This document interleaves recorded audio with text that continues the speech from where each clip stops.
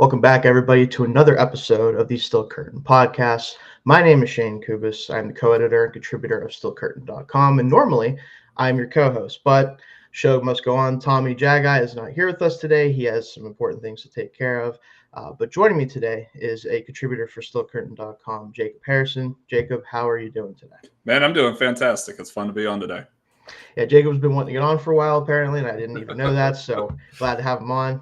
Unfortunately, Tommy isn't here with us to make it a trio episode. We always love doing those, but I think we can hold down the fort here for him today. But, yeah, I think we'll do all right. Yeah, plenty of things to talk about today in Steelers land. A couple things that unfortunately aren't so good. We'll get into that in a second, but overall, we're going into a couple weeks of camp now. A lot of things have started to develop in terms of depth charts and where guys stand and all that good stuff, and we'll get into that. And of course, we will be previewing the first real football, if you want to, real football of the season for the Steelers coming up this Saturday as they take on the Jacksonville Jaguars in their preseason opener. But before we get into that news here, Jacob, and talking about what we're going to do with that, we do have some news, of course, in the NFL and the Steelers. Mostly Steelers news here. Unfortunately, there's an injury we have to talk about, and it's a pretty big one. Will Howard suffers an injury that will end his preseason, specifically a hand injury, and it's one that unfortunately it feels like it was one that didn't need to happen at all. It was a very freak injury. It wasn't like, he hit his hand throwing on like a helmet or whatever. Best we could tell is that it was possibly a center quarterback exchange, which how hard was Zach Frazier snapping the ball? Like we don't know the details exactly yet, but he has a broken small bone in his hand. We'll keep him out for at least 3 weeks and likely means we will not see him in any preseason action. Yeah, the not to get hot takey right out of the gate, because I'm not trying to be that guy, but I mean, for a 6th round pick, missing out on the 3 preseason games that he's got, and we're already looking ahead to the draft in Pittsburgh in 2026 to get another quarterback. Like, he needed those 3 games, and now he's not going to have them. I mean, maybe something clears up soon enough. He can get out for that 3rd one. I don't know, but no, that was the worst possible timing it could be for him, because so many people have such high hopes for him. There was a lot of hype for him, and granted, it's a 6th round rookie, right? You don't necessarily want to expect much from him because, right. Again, how often is it really that we get guys in the 6th round, especially at this position, and actually they're able to do anything? Not very often. Like, we've seen it obviously happen before. We've seen, the obvious examples, Tom Brady. He wasn't going to be Tom Brady, not trying to break anybody's hearts, but that was going to happen. But, Brock Purdy was a 7th round pick recently. Now, his situation is pretty unique in the fact that he's with Kyle Shanahan, and Kyle Shanahan kind of makes quarterbacks good almost no matter what, I guess, except for Trey Lance somehow. That's beside the point.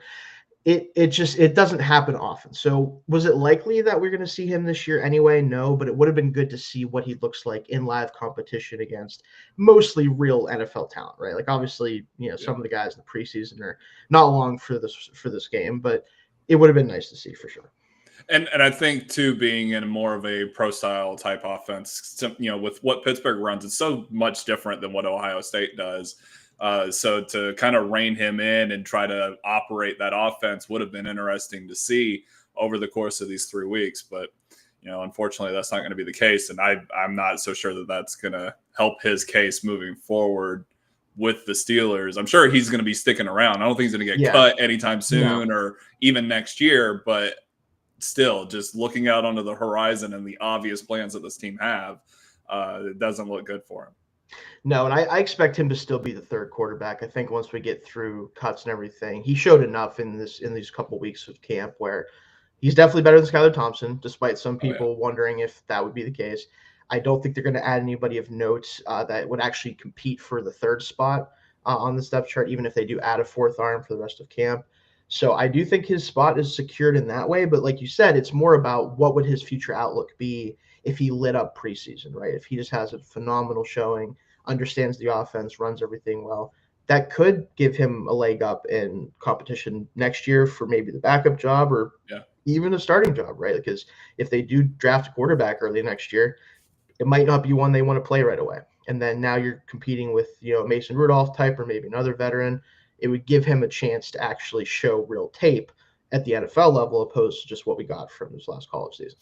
Right. And I think, too, another thing not to be overlooked is just the fact, even if he is the third quarterback the entire season, that just means he's not getting a helmet every week. No, yeah, he'll be inactive. Getting a lot of practice reps, period. So it speaks to your point. Like, that was his opportunity to show what he has against what Mason Rudolph is going to bring to the table, assuming he has that same role. So, yeah, it's going to be a tough uphill battle for him. But he kind of knew that all along. And yeah, he knew that. Showing all of the things he needed to show. He was in Aaron Rodgers' hip pocket for the time that he has had the opportunity to do that. Yeah. I mean, he's done everything he needed to be Ohio State's version of Tom Brady, should he get the opportunity. Yeah. Now he's just got to wait for a different type of opportunity because the one he thought he was going to have isn't available. Yeah, and you're talking about him being in the hip pocket of Aaron Rodgers. Aaron Rodgers did say today, I don't have the quote up right now, but he did seem honestly pretty upset, for him that he's not going to be able to show what he has in the preseason. He seemed pretty excited about Howard. So we'll see how it plays out. Maybe at some point during the season, whether it's because garbage time or maybe Mason's banged up or whatever, maybe we'll get a chance to see him. But probably the last we've seen of Howard in any real action for some amount of time.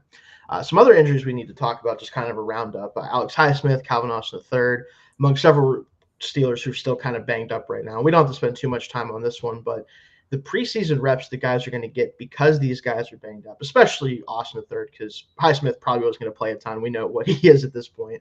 We're not really looking to see him have to play a ton of snaps in the preseason, but it will open up more opportunities for guys like Jack Sawyer and Nick Herbig, and in the Calvin Austin III's case, if he's not ready to go for Saturday, guys like Roman Wilson, who we'll spend some time on later, that really helps guys like him out getting more snaps with potentially starting unit a little bit here on offense.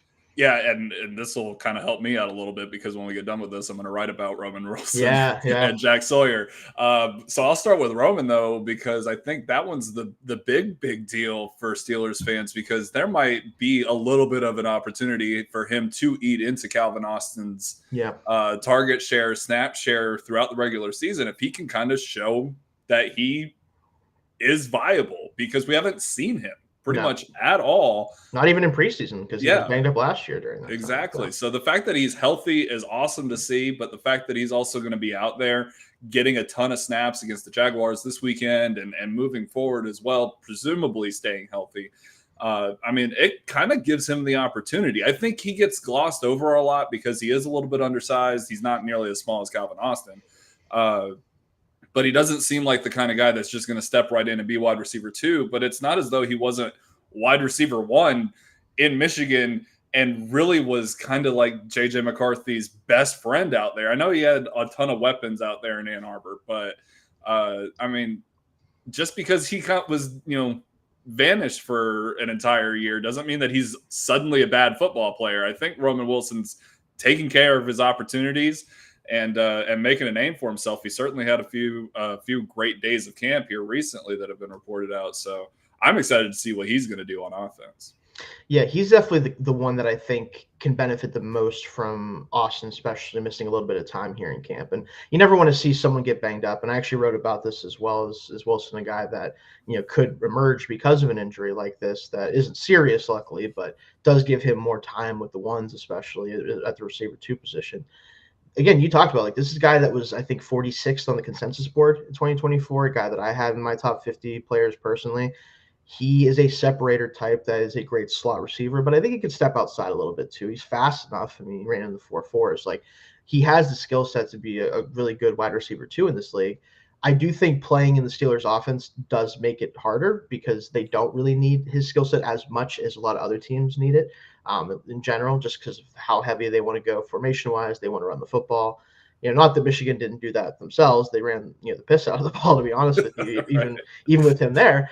But his strength is not run blocking, even if the effort's there, right? So, he might not be the ideal fit out there at all times, but definitely the most upside among all the guys that we have in the receiver room. Outside, we know what Metcalf is. So you could even argue, even with Metcalf there, the most actual upside that's untapped at this point. So definitely interested to see how he plays in the preseason here.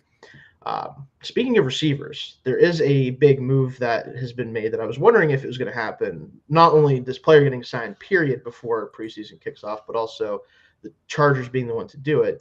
The Chargers reunite with Keenan Allen on a 1 year. I believe it was $8.4-ish million. I think it was like $8.425 million. this is the kind of player that I was curious if the Steelers might be interested in, because they do love the veteran route, right? They love to do that. Kind of did that with Robert Woods instead, which, no offense, Robert Woods, but I'd probably rather still have Keenan Allen out there, pretty comfortably, honestly. But he does reunite with the Chargers, takes one more receiver off the board for the Steelers if they did want to invest in this position again. Yeah, I think there's still a couple of options out there. I do like the idea of Amari Cooper if you start getting kind of desperate for another addition. I don't like the Odell Beckham Jr. one that I wrote about a few days ago. But that being said, I think Keenan Allen, man, I don't think that was ever really on the table here for Pittsburgh, but I think it is cool to see him go back to the Chargers. It was strange in Chicago. It didn't look right. Nothing looks right in Chicago, unfortunately. Hopefully for them that's going to be different, but right now, no. But that one certainly seemed, I don't know, the writing was kind of on the wall with that one after Mike Williams just retired. Yeah, they almost got the band back together, but he quit. He's like, I can't do it anymore, guys. It's over. Lasting impression is catching that game winner against Washington last year. We will always have that, guys. If it was all downhill from there in every other regard, but we'll always have that. We will always have the game winner over one of the eventual NFC Championship game contenders. So there's that. Right. But no, that'll be interesting to see what that does with the Chargers here. See if he can fill out that receiver core a little bit more, give them some more, not only depth, but veteran presence in a very young room there. They've got some solid options out there. They do. Lad McConkey, I don't think people respect him enough. No, phenomenal receiver. Incredible talent. Yeah, I was definitely like, if the Steelers were going to use a first-round pick in 2024 in receiver, I was like, you might want to take this dude. I know it sounds crazy, but you might want to take him. But no, take a Georgia Bulldog. You'll do fine. Pretty much seems like it. Well, it sort of worked out. Well, for a minute. But I think just a little less of a question mark with McConkey there. Let's talk about it for a second. I don't even want to spend too much time on it. Just kind of want to see if there's anything that you thought was interesting. I had a few, but the Steelers' initial preseason depth chart did come out recently, and just want to say this. I know fans get riled up about it. I know it's easy to talk about. Mike Tomlin and the coaching staff did not make this depth chart. They are required to put one out. The team just kind of put something out that sort of resembles probably what it actually is, but this is not an official depth chart. We will not get that anytime soon. So with a grain of salt, is there anything on that initial depth chart, Jacob, that you thought was particularly interesting or maybe concerning even? So anything like that? I always look for the ors. Who is the or on the depth chart? And the Steelers have two notable ones, because I think the Pat Freiermuth, Jonnu Smith one doesn't really matter. No, we knew that was gonna knew that was gonna be the case. Yeah, Jonnu's a slot tight end and a whatever else Arthur Smith can think of that day tight end. Much. Yeah. But I see Jack Sawyer or DeMarvin Leal, and I see Corliss Waitman or Cameron Johnston. I think a lot of people came away from Danny Smith's appearance on the Pat McAfee show when he brought up the fact that there was a punter battle, that he was just kind of fabricating it, because Johnston he's the veteran and he looked fantastic up until, the unfortunate injury. And Corliss Waitman was more or less just kind of average when the Steelers haven't had even close to that for years. That's the problem. A lot of people were excited about him because he wasn't terrible. Right. And unfortunately, that's the bar for the Steelers punter room for a while. So.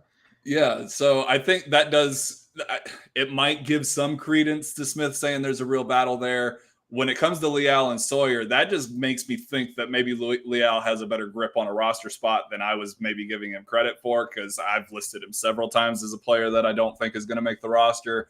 Because I think he's been, for all of the talk that goes into Broderick Jones and how much he's flipped back and forth, it seems like every year we get into training camp and not having a clue at what position DeMarvin Leal is going to play.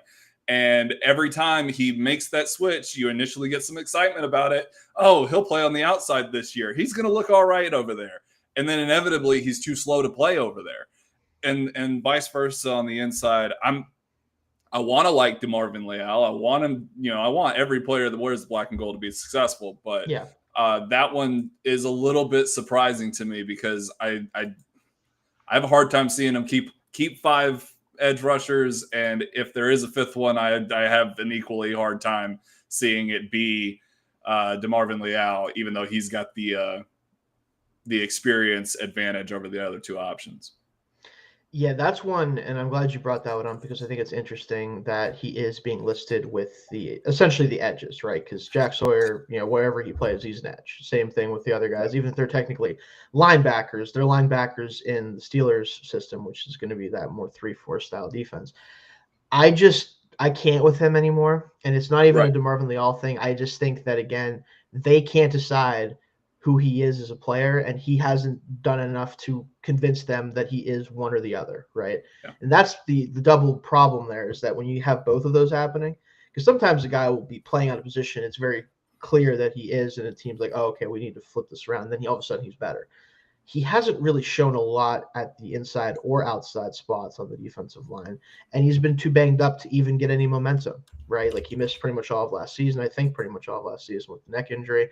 Like, he just hasn't played, and even when he's made the roster, he hasn't made any significant impact. So I think he's still probably gone, especially because they're listing him as an edge, because he just isn't one. Like, I'm sorry, he's not even like this like pseudo like edge. Like, I think he just isn't one, period. He needs to be an interior player, and until he is one full time, he's probably not going to have an NFL role. So I am curious to see kind of how they handle that in the preseason. We could talk about that a little bit later.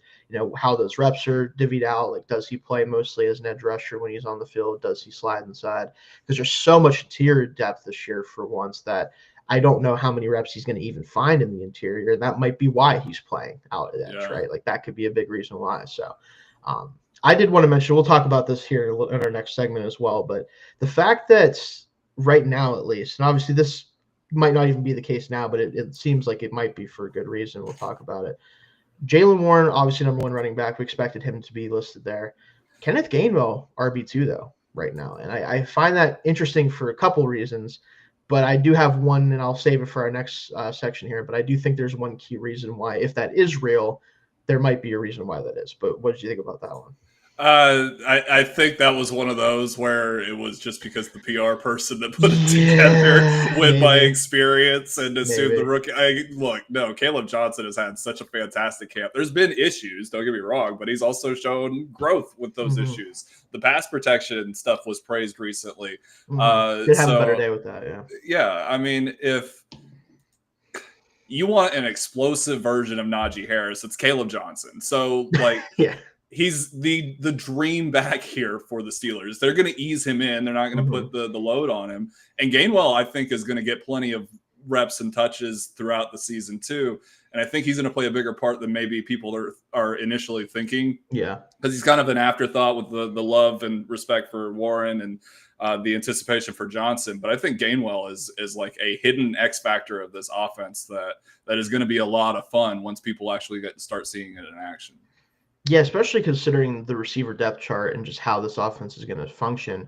His ability in the receiving game could play a factor, even if Warren is going to be the primary third down back, because he offers explosiveness that not even probably Warren quite gives, especially like true burst.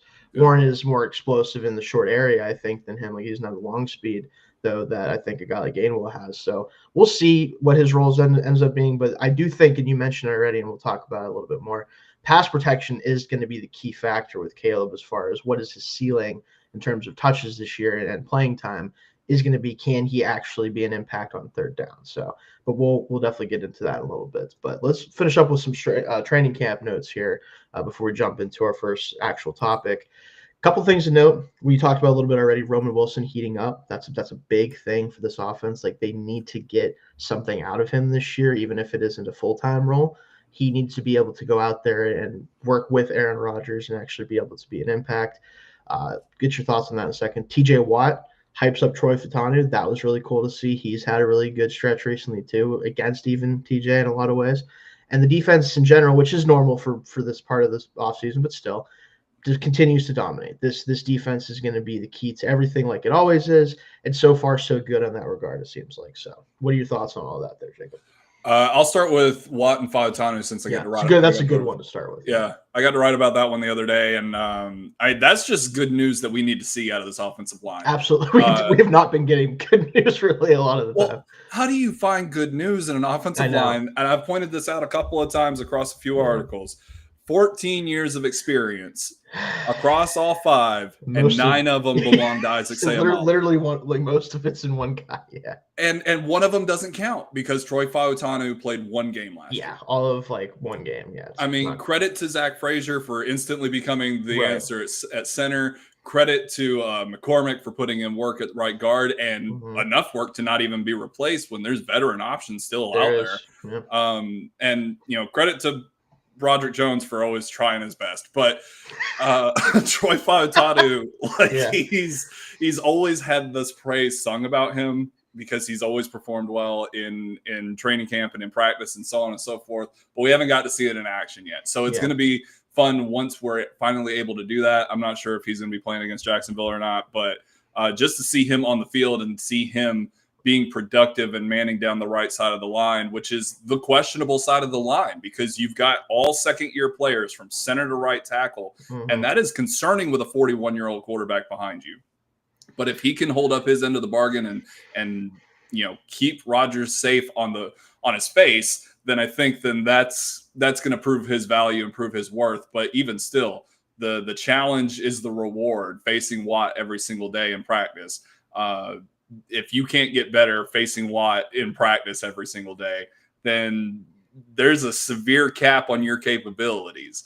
I mean, having come from covering Alabama all those years, like the iron sharpening iron thing it's so real. Yeah. Like, people just dismiss it as a cliche. It is so real. So if you're a good player and you can stand up to a future Hall of Famer, one of the best players in franchise history, and improve off of your mistakes, because you're going to lose a ton of reps. If you can keep your confidence through that and improve, then you're going to be all right. So the biggest thing for Fautanu now, just staying on the field. Yeah, and they need him to be one of the pillars of this offense, because right now in my opinion, there's 2 guys that you can really count on this offensive line, and Zach Frazier, assuming he keeps up his momentum from last year, and Seumalo, with as far as his health goes, as long as he's healthy, should be a good starter. Everyone else is a question mark until proven otherwise. We know Broderick Jones has not played at a high level consistently. We know that McCormick has the physical talent and the grit, but he is a second-year player who did struggle at times last year. And Fautanu, like you said himself, just hasn't been able to do it legitimately. Just not necessarily his fault, obviously, but just hasn't been able to show it on the actual playing field. If at least one of those guys is a true starting caliber player, we might be in business with the offensive line. If none of them are, or even if maybe only one of them are, that's when 41-year-old Aaron Rodgers might be in a little bit of trouble, to say the least. So hoping that is not how that plays out. For sure. I think too, just consider, I saw a video of Rodgers doing a pocket drill where he was bouncing up in the pocket and around cones and what. He looked 41 years old. Yeah. This isn't the guy who's, he can scramble. He showed some of that late last year, but he's not going to be escaping even at the clip that Russell Wilson tried to a few times last year. He's not the athlete he was before. Yeah. So it's problematic if Broderick Jones and McCormick and Fautanu, the big question marks, are not able to rise up to the challenge. And that, because there's only so much you can do with Darnell Washington playing a 6th offensive lineman. There's only so much you can do in hoping that Jaylen Warren or whoever else in the backfield can pick up that extra blitzer. That front 5 has to go to work and has to do their thing, because teams like the Eagles don't blitz. They just get after you with their 4 guys. You got to be able to stand up to that if you want to live up to the Super Bowl aspirations that you have willingly put on your own shoulders, and brought it up a ton of times on Pat McAfee the other day. That's the expectation now. You laid it out, and this is the big question mark. It's got to live up. Absolutely. So we'll have to see how they – and I do expect the offensive line, maybe not Seumalo just because he's the one that's definitely most notable in terms of guys you don't have to see much from in the preseason, but I think most of the rest of them will get preseason reps because they have to gel, right? This is a unit that hasn't played together really at all, at least this configuration of them. So we'll see kind of how they look early on here. I want to throw out again the defense real quick. Just they seem to be pretty swarming in camp. And again, it's pretty normal for defense to have the leg up this early in the process. But Man, from what I've seen and from what I've heard, it's noticeable the difference in where the defense is at, where the offense is at. So. Well, if there's one place where the Steelers can start fast, it's on defense and training camp. Yes, that's one thing they can always do.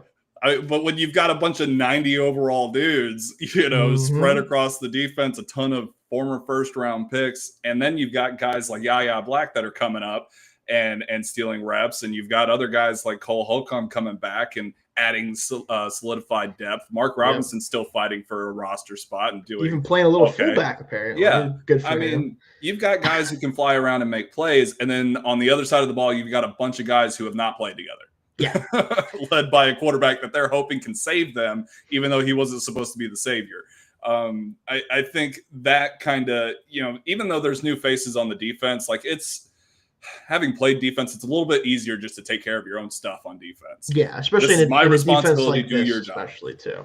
Yeah, on offense, it's a little bit more of a unit type thing. Everybody's got to come together. There's timing, there's camaraderie, there's understanding, there's knowing what somebody's going to do without a hand signal type things that just don't exist on defense. So it's understandable, like you said, for the defense to be out in front, but also it does bring up that question that teams in this position have to face. Is the defense really that good, or is the offense really that bad? Because for years, it's been the offense has been that bad. And you're hoping with all the effort that Omar Khan and Tomlin and basically by proxy Aaron Rodgers have put into this offense, that it's not another year of just absolute anemic, can't move the ball, can't do anything.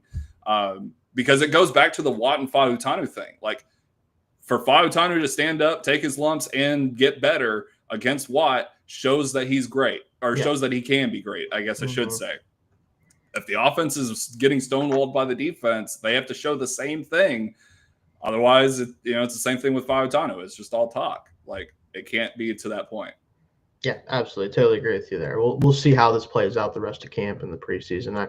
I think that the ceiling of this offense, not to get ahead of myself, but the ceiling of this offense, I think, is definitely better than it was last year, but the floor could arguably be even lower considering the age of the quarterback and the fragility of the offensive line. Like, this is certainly one of those offenses that go really far either direction, in my opinion. Well, and to that point, depth.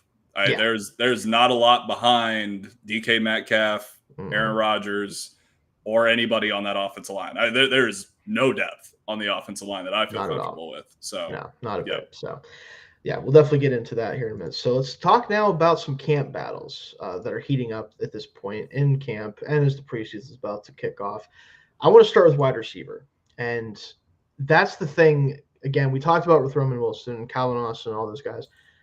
Their ability to find an actual Steelers, in this case, wide receiver 2 that is capable of offering something beyond just gimmicky stuff, like when it comes to Austin running deep on a post and clearing stuff out, or Wilson just kind of running underneath routes and trying. Like, they need to find an actual complement to DK Metcalf, because we know he's going to be peppered with targets. We know that the tight ends are going to be heavily involved in this offense. Can one of these receivers, and so far maybe so good, depending on how Austin looks when he gets back in that regard, but how does this receiver room shake out? Who's going to end up being that receiver 2 in terms of snap share and target share? It's kind of a question mark still at this point, right? And target share, I got an answer for you. Fair enough, yeah. I think it's Jonnu Smith. Yeah, specifically, I know he's going to be a slot receiver for us in a lot of ways. Right. But I'm obviously focusing on the actual, receivers, right? Because, Jonnu Smith probably going to be either second or third target getter on this offense, depending on what they do with Pat. It's really about, can another legitimate receiver on either the outside or playing in the slot as well, can they actually make an impact instead of just being kind of an afterthought like they've been in this offense the past few years? Yeah, I think best bet is that it's Calvin Austin. And I think some of that comes off of last year. A lot of film junkies were talking about how he was open. He was open all the time, and Russ just never saw him. Just feels didn't see him either. And I think Aaron Rodgers has a little bit better capability of finding open receivers, especially if his first option isn't open. He can get through progressions and so on and so forth. A lot of that goes back to the offensive line. But I think I think Calvin Austin gives you your best bet because he's got the experience. He's shown up. He's shown improvement. I think, we're on a 2 or 3 year streak of, man, he's really progressing, from the wide receivers coaches. So I think it's Calvin Austin. I think he can do more than just, blitz down the field on a 9 route or run a post or whatever. Like, I think I've argued for the past 2 off seasons, you got to start to try to implement some of the Tyreek Hill things that Miami does, where you bring him in motion, get him moving. Don't put a 5'9", 120-pound soaking wet wide receiver on the outside in press coverage against Jair Alexander, and expect him to get off of that. Like, put him in motion, put him in positions to be successful and to get the ball quickly. Those quick drag routes where you come in motion across the formation and Rodgers just dumps it outside of the linebackers, like, blaze upfield for 20 yards after you get the ball, because that's the type of player that he was at Memphis, and that's the type of player that he should be in the NFL, instead of just hoping that he can get, deep down the field and break contain and all that sort of stuff. It's simple, but it's not as simple as the Steelers are trying to make it. Like, you got to put in a little bit of effort towards it, and then you can find and reap the rewards like crazy. Yeah, I do agree just generally, and we could talk more about how to best use him. But I think Austin is the one that is most likely going to start the season as receiver 2, which, in this offense, how much that matters is, up for debate. But he does present the best combination of explosiveness and, at this point, experience, with Roman Wilson still not really playing any significant snaps in the NFL at all. I think the hope is that Wilson eventually becomes the receiver 2 for this team, because he does have more upside as a bigger player, a more useful player, especially as a route runner, than Austin is at this point, especially because Austin is going into a contract year, and he might be pretty cheap considering his production up to this point, but I don't know if the Steelers will be interested in bringing him back. So I do think you're right, at least for right now. The battle would be, Austin would be having the edge right now. But I think Steelers fans should probably be hoping for Wilson to close that gap sooner rather than later.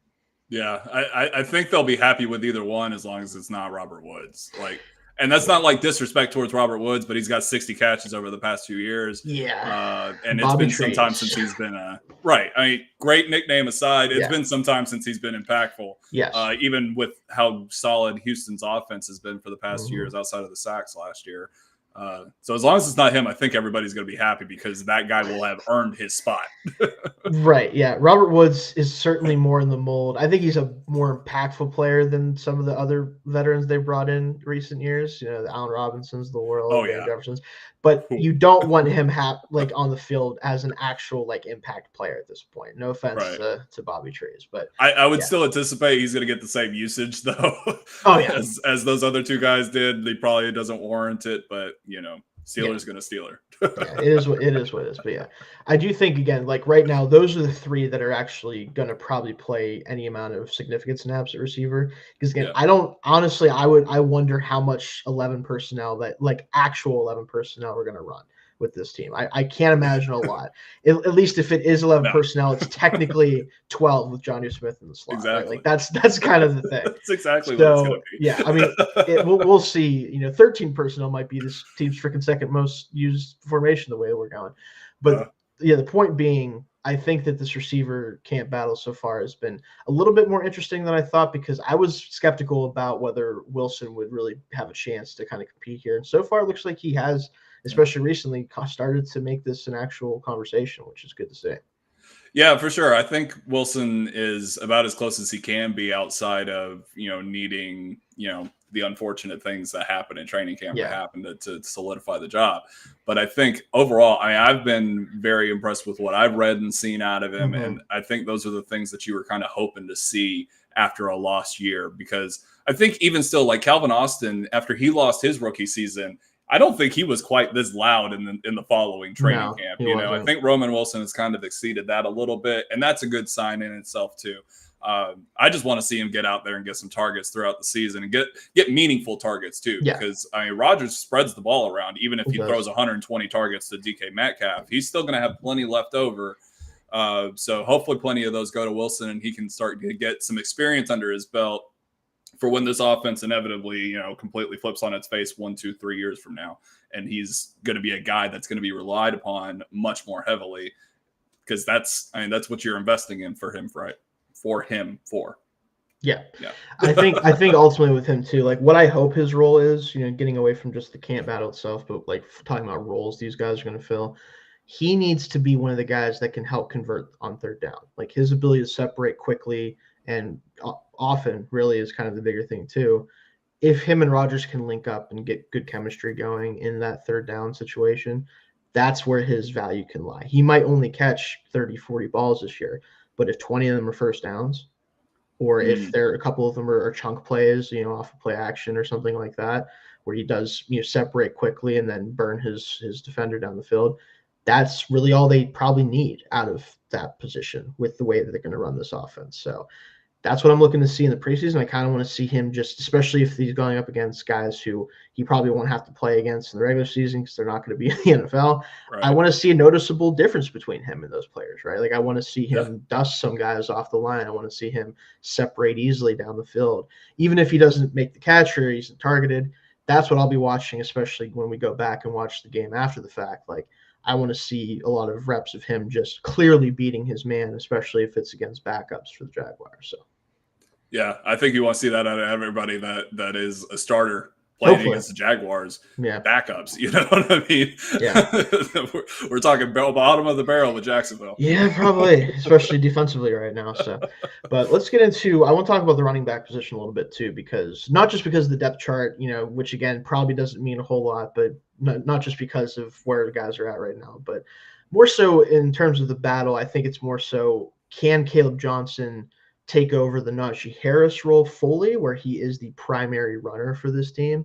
Or is it going to be more of a true like timeshare between him and Warren, not just with third down role going to Warren, but does Warren steal a lot of first and second down carries as well, especially early in the season? I think that's the thing that is more up for debate, less so about whether Caleb is going to have a big role. How big is that role actually going to be for this team, you think?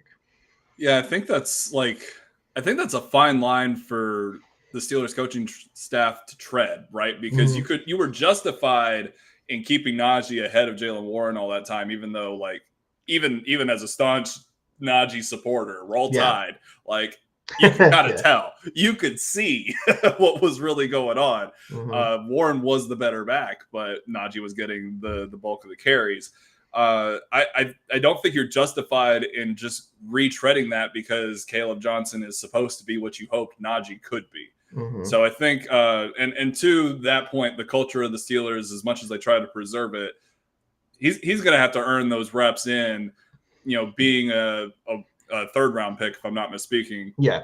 You're not just going to be given that role right out of the gate over Jaylen Warren, who's put in his time, made this roster as an undrafted rookie himself, and made a relatively instant impact as well. So I think you're going to be more of a committee type thing this year, and maybe you change things up going next year, depending on how much Jaylen Warren gets with his next contract, because I think that'll be substantial in the conversation too. But I don't see anything being too significantly in favor of Caleb Johnson outside of injuries this year, simply for the case of the culture and the fact that Jaylen Warren has kind of earned this opportunity to be the top guy in Pittsburgh for at least right now, for as long as he can hold off Caleb Johnson. Now, if Johnson comes out and he's doing all the things he did at Iowa, where he's busting off these ridiculously long touchdowns and averaging 7 yards a carry, then I don't think you can ignore that. No. But I think at least out of the gate, I think it's going to be more of that committee type deal. Yeah, I tend to agree. I think especially to start the year, unless Caleb just shows very quickly, which as a runner, you could argue he kind of has up to this point, but it's still, you still want to see Warren get a lot of the touches. Unless that really does happen where he's breaking off long runs and he's showing that he can handle the workload, I do think they want to give Jaylen the opportunity to really kind of run this backfield, between the third down stuff and getting more of the real carries. I do wonder, though, for the Steelers, if the main reason they kept that rotation the way they did with him and Harris, not just because they wanted to get their money's worth out of Najee, and he was a good grinder as running back, was because they don't want Jaylen to wear down. They don't want him to lose that explosiveness and that ability as a changeup back. That's probably the main reason why, if you do see Caleb get a lot of the touches early, as a runner at least, right away, is going to be because they do feel that that's just Warren's best role, is to still be that kind of not part-time player per se, but still a not full-time starter type of player either. So, but I am curious kind of in the preseason too, because I don't think they're going to want to give him many touches in the preseason. Speaking of Warren, how much do they run Caleb? Do they kind of let him see if he can prove that he can handle 20 touches and be efficient with it?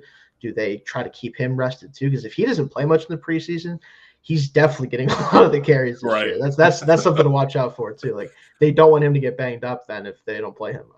Yeah, they didn't give Najee too many carries his rookie season, if I remember. I think he got like 2 or 3 touches in that Hall of Fame game, and that was. And they're like, "Yep, we're done. Pretty much it. We know what's going on here. We know you're going to run 260 times." So yeah, that's why it's important to watch out with snaps, because sometimes getting no snaps is bad. If you're an early round pick, getting no snaps is good. That means your role's already secured. They don't need to see anything else from you. So exactly. So we'll definitely be watching that. And then Kenneth Gainwell, we talked a little bit about him. Really good third down option. Can spell Warren in that role. Good pass catcher. Can run some routes even a little bit. I think he mostly will be probably kick return duties though, as far as his touches go. I mean, I could see that, but I think. I still think, too, there's so much value in what he brings as a receiver. He didn't get quite as much usage last year, but I think that was when Saquon Barkley's in the backfield, why take him out if you don't have to? Exactly. He won everybody in the world except for me a fantasy championship last year. But I think you go back years prior to that, 11 first downs off of 30 receptions, 14 first downs off of 33 receptions his rookie season. Like, he can be very productive in that role. And I think that's exactly what the Steelers want out of him is, hey, catch 30 passes, pick up 15 first downs, and we're cool. We don't need much more else out of you. Yeah, I mean, I do hope that he gets an opportunity to play a little bit on offense. We did see that with Cordero Patterson last year. He did play a good bit as a third running back in this offense. How much of that was because it was Cordero Patterson, I don't know. And Arthur Smith connection is the thing. So we'll see if Gainwell has an actual role on offense. But I think worst case scenario, really good backup to have as a third down back to Warren. So yeah. Now let's talk about the defensive line a little bit here too, because this has been fascinating with the way that this has played out so far, because I don't know if you watched any of our shows that we talked about with this Jacob, but Tommy and I were really concerned about Wyatt Black's usage and the fact that he was going to be playing an actual defensive end and not the nose tackle necessarily. And lo and behold, so far, kind of so good. He's been pretty phenomenal in camp, which, like, of course he would. Why would the guy that's supposedly 340 pounds, like, all of a sudden he can just play defensive end too and not just interior? But whatever. All I'm saying is the defensive line has been very, very impressive to start camp. Derek Harmon's been incredible as well. He's looked the part as somebody who's immediately given a starting job, which all I'm going to say with that, by the way, I haven't spent a lot of time talking about this, is he was one of my favorite players in the draft. And the fact that of all teams, the Steelers not only took him, but then immediately was like, nope, he's a starter, is kind of insane to me. And I'm here for it, though. No, with the Derek Harmon thing first, like, the fact that we really hardly don't ever have to talk about him anymore after OTAs was like, yo, Dad, that was a slam dunk. Like, that feels a little uncomfortable just before the preseason. Like, maybe we're getting a little too ahead of ourselves, but I mean, glowing reviews all the way around for him, and that's a good sign to see. But with Black, man, I've written about him in every capacity that I could possibly find here recently. He's been so impressive because I was in the same boat. Like, why are we doing this again? Like, we've got an undersized nose tackle, and now we've got the heaviest guy on the roster playing defensive end. It's just, what are we doing? But if it works, it works, man. And if he can provide depth at all three spots, even better. That's great. But as a 5th round pick, to kind of instantly leapfrog over all the depth back there. Not that was a very high bar. The depth in Pittsburgh's defensive line, not great. A lot of names, but not many like notable. Right.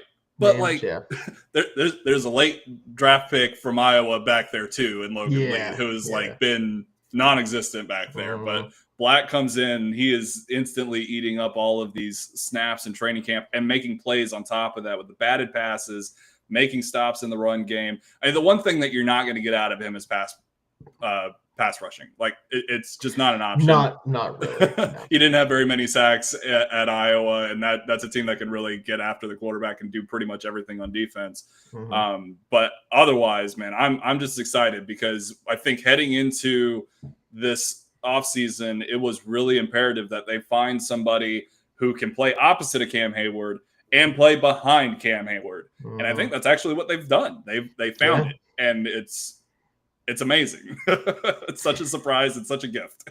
Yeah, it's just fascinating that not only a player that I thought was going to be playing out of position for once camp started, but also was a 5th-round pick this year and had a lot of guys that had way more experience in front of him, has very clearly climbed the depth chart to the point where he's gotten some first-team reps occasionally recently. Like that's not, they don't do that just for fun. Like that's not something you do for a player that hasn't proven he deserves the opportunity to do that.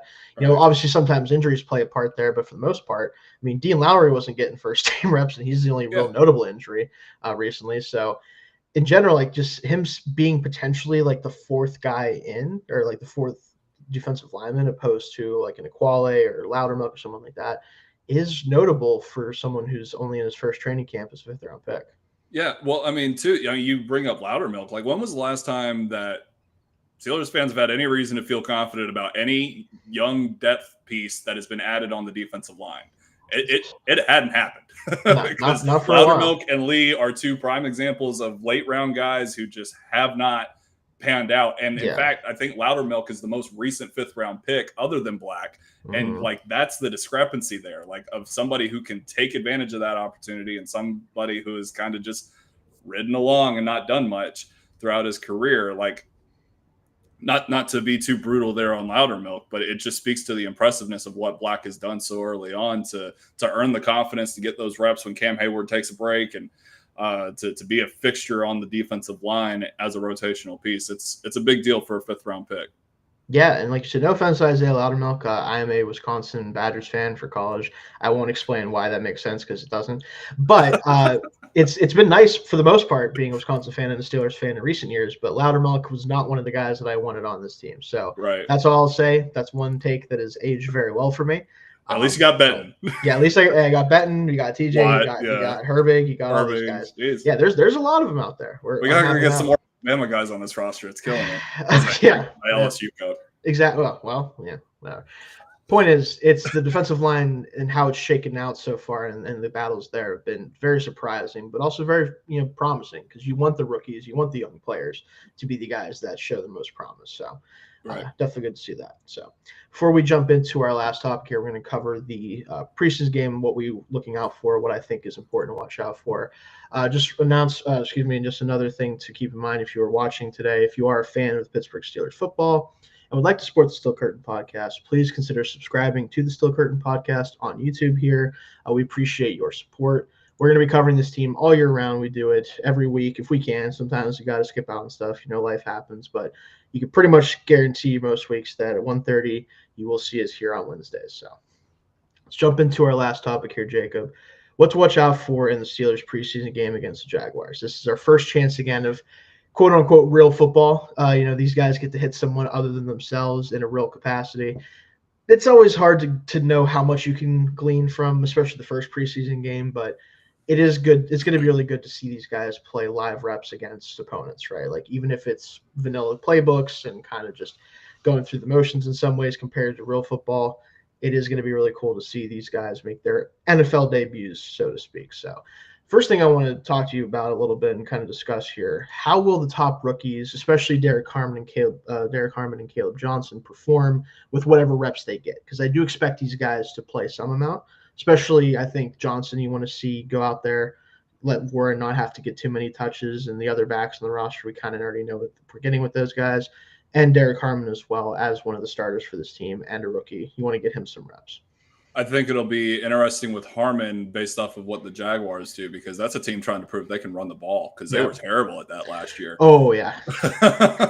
So if they're trying to run the ball in the direction of Derek Harmon, I mean, we'll get our first impression pretty early on, depending on who gets the ball first. I mean, and I think that'll be a big deal. I think everybody kind of looks at Derek Harmon and they're like, well, Cam Hayward gets a bunch of sacks. I think Harmon is going to be slow to get to that point the same way that Hayward was. Hayward didn't used to get a lot of sacks. He gets them now because of his savviness. I think Harmon could end up being the same way because he wasn't some crazy pass rusher at Oregon either. But if he can establish himself as a dominant run stuffer, like that's what the Steelers need, because the Steelers get after the quarterback like everybody else, just as well, if not better. But they struggled to stop the run in the late down the stretch there. I don't need to remind any of us what happened against the Ravens with Derrick Henry and those things. So like that's what he's here for, is to help out in that regard. So that's what I want to see him do. I want him to show that the Jaguars still can't run the ball. As far as Caleb Johnson goes, I think it goes back to the point we made earlier. If he gets 2 touches and we don't see him again, then that we learned everything that we needed to learn. Well, he's going to get 200 carries this year pretty comfortably. Yeah, but if he does get 10 or 12 touches, then it's more of like, hey, can you handle this? Because while the comparisons to Najee are there, he's not quite as thickly built, if that makes sense. He's a very different stone. He's a very different type of back than Najee was. So. Right. Like he's got some of the same qualities, and he's certainly got to find what's the word that I'm looking for? Physique for a running back. But he's not built the same way that Najee is. Najee's built to take on those hits over and over again. So that could be a question that they need answered against the Jaguars defense, who isn't going to necessarily be talented enough to slow him down enough to make him look bad, especially when their reserves are in. So I think we'll learn a lot about Caleb Johnson very quickly into that first quarter. Whether or not he plays well is kind of determined upon the other preseason factors. Who's playing on the offensive line? Do the Jaguars have enough starters in? Because if he's out there running straight into Tavon Walker, like that creates a different conversation. But I don't anticipate that being the case too often.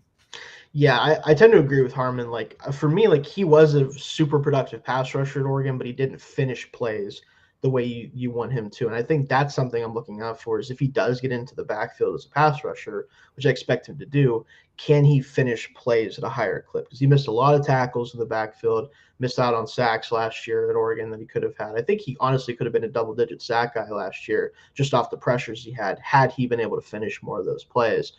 That's something I'll be looking out for as a run defender too. If he does make an actual play and get in the backfield, can he get the running back on the ground?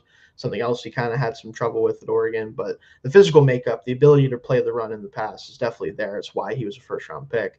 I want to see some play finishing. Like I want to see in the first series him just absolutely decimate some poor guard, and then the running back gets decleated in the backfield. Like that's the type of stuff I want to see out of him right away.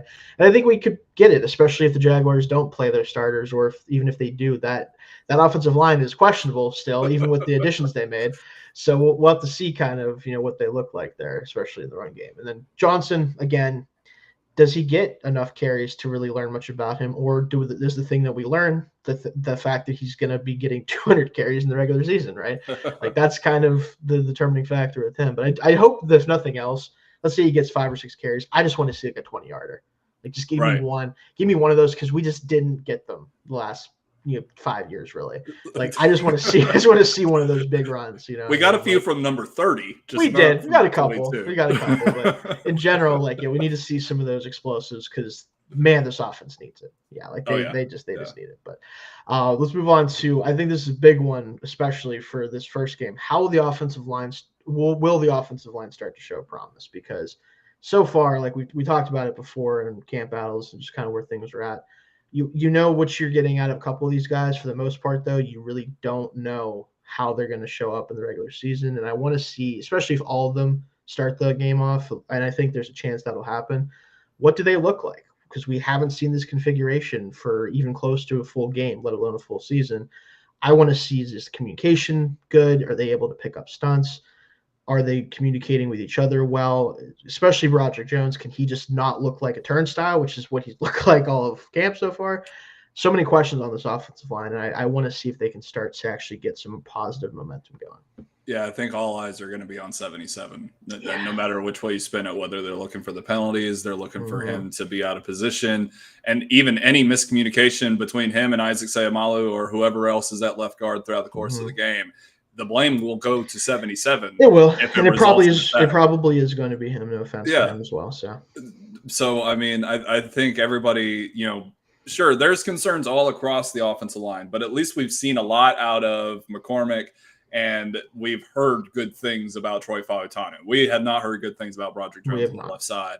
So I think biggest thing, you just got to watch what he's doing. Whether the Jags have their starters out there or not, heck, he played against Walker at Georgia. He ought to be able to have some semblance of how to stop him for a few plays if that ends up being the case. But overall, I think you just got to hone in on 77, because even if the fact of the matter is he's still the left tackle. He's the guardian of the blind side of a 41-year-old quarterback who's the be-all, end-all of what happens this season. Yeah.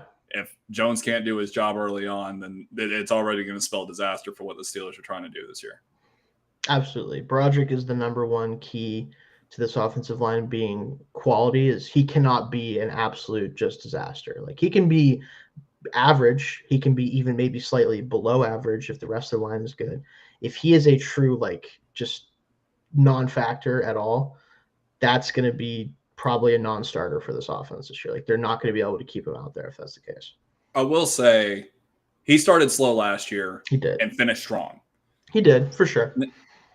He did have to swap positions, but in the tell me if you've heard that before. Right. That's a recurring theme for him. But you look at the Steelers' schedule makeup, they can't afford to start slow. They've got an easy go of it for the first 6 weeks or so. And they got to pick up dubs there because the rest of the way ain't easy. It ain't as hard as last year, but it ain't easy. It's certainly still up there, but it's not quite as bad. Yeah. Should be interesting. So we'll see how they can do. And this is another interesting one too, because I'm not sure what to expect with this yet, but how much do the Steelers' new additions play?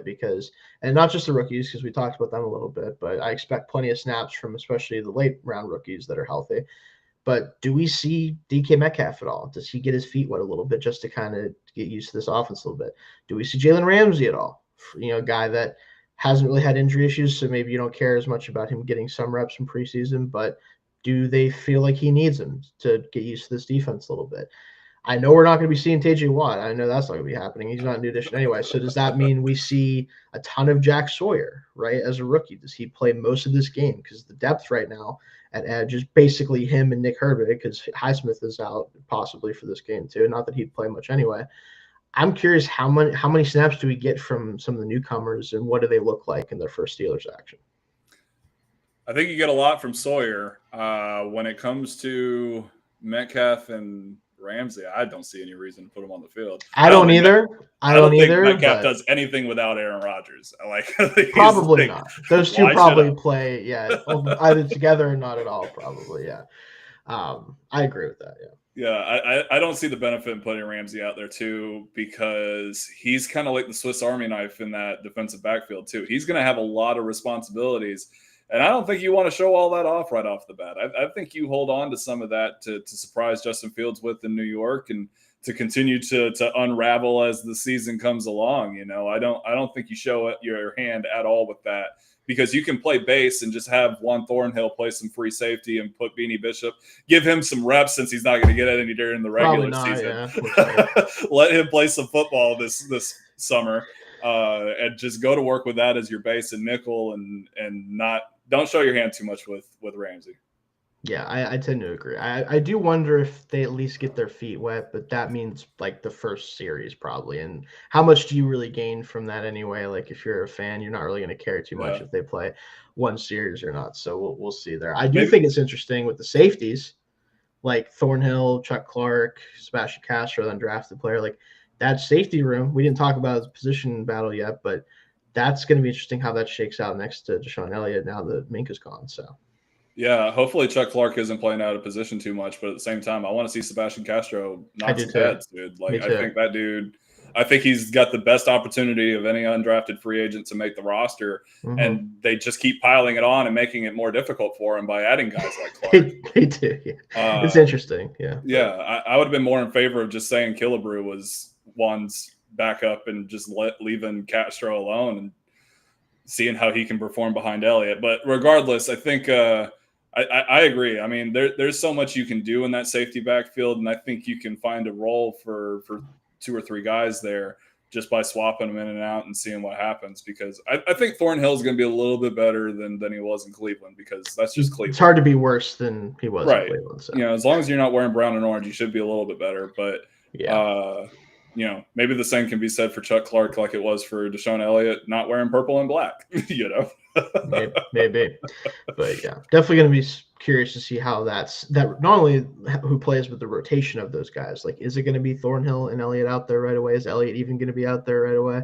Because very quickly he went from a guy that wasn't making much money and was maybe going to be the starter to he's the only solidified starter safety now. Right. Kind of the only kind of close to guarantee you got in the back end of the defense at the safety position. So we'll see. Maybe Castro will get a lot of run. That'll be good to see if you can. And then this one is more of an abstract one, but I'm curious if it happens and how much he even plays. But will the Steelers give two-way star Travis Hunter his welcome to the NFL moment? This is something a lot of people are kind of waiting to see what he does in the preseason, what he does in the regular season. Is he going to be the two-way star? Is he going to play mostly on one side or the other? Right now, it looks like he's focusing on offense, which does make sense because it is, and you kind of touched on this earlier, it's a lot harder to get things buttoned up on offense and knowing the playbook and everything than it is to go out and play defense as the cornerback. So I get why he would be focusing on offense to start, but do we see him play a little bit of both in this game? How much does he play at all? And if he does play, do the Steelers kind of let him know, like, hey, it's not so easy to do this at the NFL level. Maybe get him a couple times, whether it's in coverage or as a receiver. Yeah, I saw something come up on ESPN earlier today about whether or not he might be in line to show off what he can do on both sides of the ball, but it's unconfirmed at this point. Mm-hmm. I would hopefully if he does, he lines up on offense, because that's how you get that welcome to the NFL. Oh yeah, yeah, that's how you end up doing, yeah.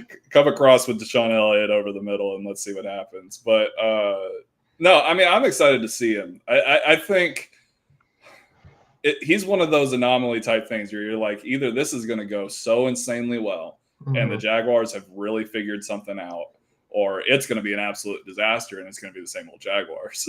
So I'm curious to see how it plays out. I don't think we'll get too many answers during the preseason game, but I'm excited to see him get on the field. I hope he's fantastic. I'd love to see more two-way players, not too many, let it be a little bit of a special attraction, which I know is what Jacksonville's entire thing is. Like, this is just to sell tickets, but hopefully it plays out on the field well too, because I think that's an exciting thing, and it's about time Trevor Lawrence had some weapons down there that he can trust, to hold up their end of the bargain, and even to help out his defense too, because that's been a big problem in him trying to be what he was supposed to be. Yeah, him and Brian Thomas Jr. at receiver is about as athletic and unique as it gets, right? Those two is receiver 1, receiver 2. So I think worst case scenario, he's a really good receiver or a really good corner. Maybe not worth what they ultimately paid to go up and get him if he only plays one position or the other. But it's possible he can be good enough at one spot that it ultimately doesn't matter too much. Like, if he is a cornerstone defender or offensive player, you'll take that even if with what they had to give up. But if he can be like a legitimately great receiver and a part-time corner or vice versa, that's how you really change the game a little bit. That's really how you get the value out of him. And I think he's going to get every opportunity to do that. Will he be able to play 10 years and do that? Probably not. I think at some point in his career, he probably focuses on one or the other. But for now, I think he's going to be given every chance to prove he can do both, which is super exciting if you're an NFL fan. We'll see if that can happen a little bit more. But he is very much a unique prospect at this point. Yeah, I agree. I think down the road, he's probably just going to be a receiver. But for now, so, yeah. let's just enjoy something that hasn't happened in a very long time. Yeah, we haven't seen two-way players remotely in his ilk since like the 50s at the most recent, right? Like it's been a long time. So we'll see how that plays out. Maybe he'll end up making it look like the Steelers can't do anything about him, and then he won't get his welcome to the NFL moment. He is probably going to be playing mostly backups if he does play. So, maybe that's one excuse to throw Jalen Ramsey out there for 3 plays is just just remind him of like what he's going to be dealing with at the NFL level. Bubble him just a little bit. just a little bit. So we'll see. But yeah, that's really mostly what I was looking for in the preseason, what I'll be watching out for. We'll be covering it here. Still Curtain. Definitely check us out on the website as well. And any other things you want to throw out there, Jacob, before we get out of here? No, I'm all good. All right, awesome. So as a reminder, everybody, we do go live on YouTube every Wednesday at 1:30 p.m. Eastern Time. Also, check out Josh Yorish's show live on Mondays at 1:30 p.m. Eastern as well. We're actually going to get some stuff from him. He's at camp today, so I'm sure he'll have plenty to talk about on his show next Monday. You can follow me on X at Shayne Kubas, and you can follow Jacob here. And what was your? You have it. Oh, I don't have mine on the screen. You don't have yours, Jacob. Where can people find you on? You know X what? there? You'd think you'd have that ready to go. It's at Jacob Harrison _3. Gotcha. So almost as easy as mine, but he had to throw the _3 there. So definitely check Jacob out. He's doing a ton of stuff on stillcurtain.com as well. And definitely any written content, any news you want to follow, any thoughts on the team, you can find it there. So, and that'll do it for us this week, guys. You have a great rest of your day and have a good time watching the preseason game this Saturday. Make sure you take the time to watch that. Even if you're not as excited about preseason football as some of the sickos like us, it's always good to see guys get back on the field for the first time. But that'll do it for us.